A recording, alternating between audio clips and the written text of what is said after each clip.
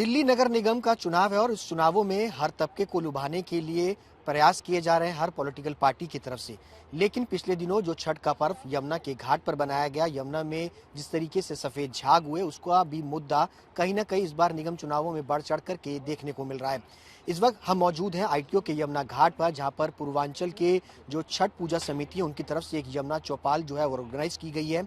हमारे साथ बॉलीवुड के अगर कहा जाए एक बहुत अच्छे कलाकार हैं जो कि हास्य कवि भी कहा जाता है और हास्य कलाकार हैं राजीव निगम, जो कि पूर्वांचल से बिलोंग करते हैं। इस चौपाल को पूरा आप एंकरिंग भी कर रहे थे, समझा रहे थे लोगों से। मकसद क्या है पूर्वांचलियों को के मैसेज को लेके आने का?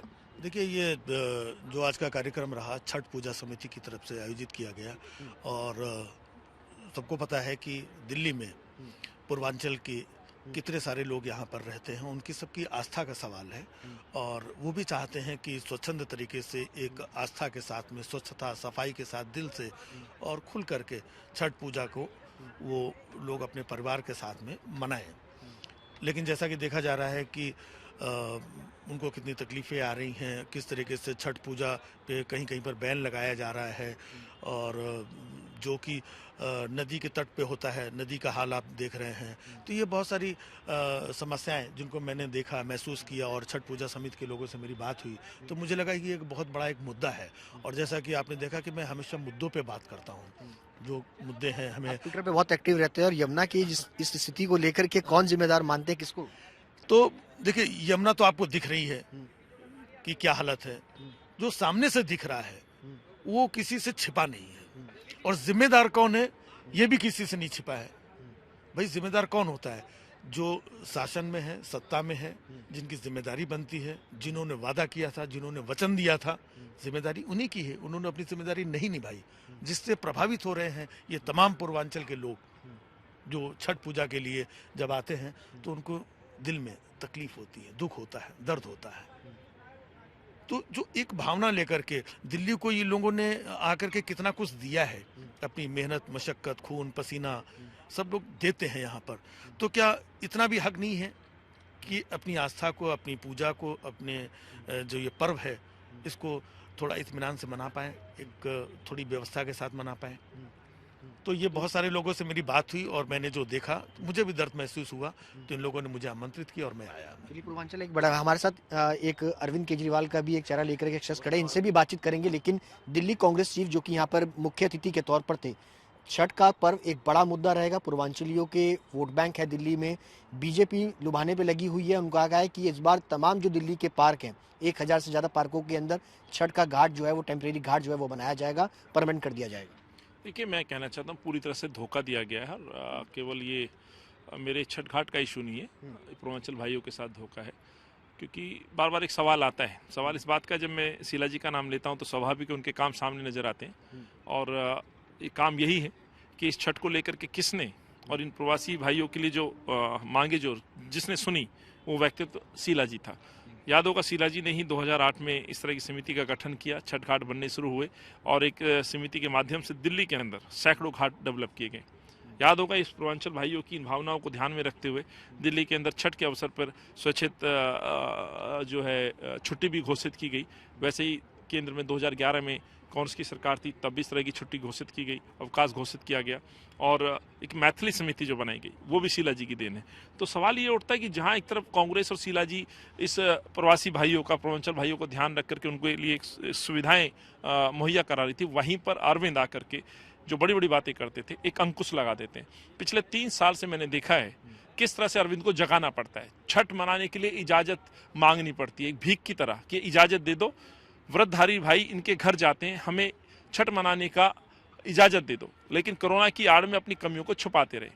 पिछले दिनों जो छठ गई है, एक सबसे बड़ा उदाहरण ये है कि आपने प्रदूषण के नाम पर बैन लगा दिया, एनजीटी के नाम पर बैन लगा दिया और उसकी वजह से जो परेशानियां रही, लाखों लोगों ने इस बार छठ नहीं मनाई, तरीके से नहीं मना पाए, तरीके से पूजा अर्चना नहीं करा पाए और एक असमंजस की स्थिति में रहे। तो उसके लिए दोषी कौन है? ये 1.5 करोड़ लोगों को आस्था की डुबकी लगाने का वादा अनिल चौधरी कांग्रेस ने तो नहीं किया था, आप ही ने किया था। आज आप मुकर जाते हैं। स्वाभाविक था, जब लोग नदी किनारे आते तो सवाल पूछते, इनको शायद बद्दुआ देते। उनसे बचने के लिए इन्होंने क्या किया, बैन लगा दिया यमुना किनारे, और एक भी घाट पर पूजा नहीं हो भाई, सिवाय इस घाट पे जो शीला जी ने बनाया। रोव इसलिए कि पक्का घाट है, लेकिन यहाँ भी बैरिकेडिंग लगा दी गई, यमुना के अंदर नहीं जाने दिया। और मैं याद है उस समय पूरे यमुना घाटों पे गया। अफसोस इस बात का है कि जनता को झूठ बोला गया, गुमराह किया गया। सच यही कि ना तो यमुना पे काम हुआ, ना प्रदूषण पे काम हुआ। अपनी नाकामियों को छुपाने के लिए नए नित नए बहाने मारते रहे। और आज जो छठ पूजा समिति ने ये जो चौपाल का आयोजन किया है, इसका मकसद ही ये था, यदि वो आते तो शायद जवाब नहीं दे पाते, लेकिन मुखौटा ही सही, लेकिन सिंबॉलिक वो लोग आके बैठाए गए और सवाल जवाब हुए। बहुत अच्छा कार्यक्रम था। 4 तारीख को मुझे लगता है इन सवालों के जवाब नहीं मिले तो पूर्वांचल का भाई जरूर शीला जी की मेरी चमकती दिल्ली के उस नारे को साकार करेगा। शीला जी के स्वप्न को जो पूर्वांचल भाइयों के लिए देखा गया था, उनकी जो मांगे मानी गई थी, उन पे काम करने के लिए कांग्रेस को मौका देगा। कांग्रेस को मौका देगा। हमारे साथ एक मुखौटा के तौर पर मुख्यमंत्री अरविंद केजरीवाल का मुखौटा लेके गया। आपके ऊपर सीधे कई आरोप लगा दिए गए इस सभा में, इस चौपाल में। देखिए जी, आरोप तो मेरे ऊपर लगते रहते हैं, आरोप और थप्पड़ ये जब से मैं राजनीति में आया तब से लगते रहते हैं। और आरोप क्यों नहीं लगेंगे जी, हम बेईमान, मेरा मतलब ईमानदार आदमी है जी, हम ईमानदार आदमी के ऊपर ही आरोप लगते हैं जी। हम तो कट्टर ईमानदार हैं जी। दिल्ली के लिए क्या नहीं करा हमने, हमने थप्पड़ खाए जी, चांटे खाए, भरवा रैप्टे खाए जी हमने, तो क्या नहीं करा हमने दिल्ली के लिए, आप बताइए। हाँ ठीक है, छठ में थोड़ी हट होगी हमसे, नहीं मनवा पाए, ये गलती होगी जी हमसे, अब क्या कर सकते हैं अभी, लेकिन इसका जवाब 2025 में दूंगा मैं। निगम में क्या है, क्या मुद्दे हैं? निगम में तो राजीव निगम थे अभी हमारे साथ, तो इनके तो कोई मुद्दे नहीं है जी, मुझे इन्होंने कुछ बताया नहीं। राजीव निगम तो अच्छे हष्टपुष्ट आदमी। मैंने पूछा निगम जी आप बताओ निगम में क्या दिक्कत है, इन्होंने कहा कोई दिक्कत नहीं, राजीव निगम अच्छे आदमी, कोई दिक्कत नहीं है। जो भी दिक्कत है इन भाजपा वालों में है जी, मैं बता रहा हूँ, ये भाजपा वाले 15 साल से कूड़े के ढेर कर दिए इन्होंने। मैं आपको 4 लाइनें सुनाता हूँ। एमसीडी चुनाव में सबके लक्ष्य सधे हैं, दिल्ली के पहाड़ कचरे से लदे हैं। किसी ने ये कह दिया एमसीडी चुनाव में कांग्रेस जीतेगी, एक आप या पीछे से चिल्लाए हम गधे, ये चल रहा है जी, कुछ नहीं चल रहा। और इन्होंने बीजेपी वालों ने ना सबका बेवकूफ बनाया हुआ है। हाँ, और आम आदमी पार्टी ने काम किया है। देखो जी, काम करे या ना करे, प्रचार होना चाहिए, वही हम कर रहे हैं जी। हम पूरा प्रचार कर रहे हैं, काम इतना सा करते हैं जी, उसको इतना बड़ा करके दिखाते हैं जी हम। बस ये भी तो काम है ना जी, लोगों को ये बात बताना, अपना प्रचार करना, ये भी एक काम है। बस यही कर रहे हैं जी हम। हमने मोदी जी से सीखा है जी, झूठ बोलो और खूब सारा प्रचार करो, बस काम हो जाता है, जनता मान जाती है जी, फंस जाती है जनता जी। दिल्ली की इस बार जनता किन मुद्दों पर वोट देगी? दिल्ली की जनता किन मुद्दों पे वोट देगी? दिल्ली की जनता देगी जी ठेकों पे वोट। मेरा मतलब जो हमने पैसे लेके टिकट दिया है ना जी, अब सोचिए जिस आदमी को हमने पैसे लेके टिकट दिया उसकी जिम्मेदारी है वोट लेना अपने वोटर से।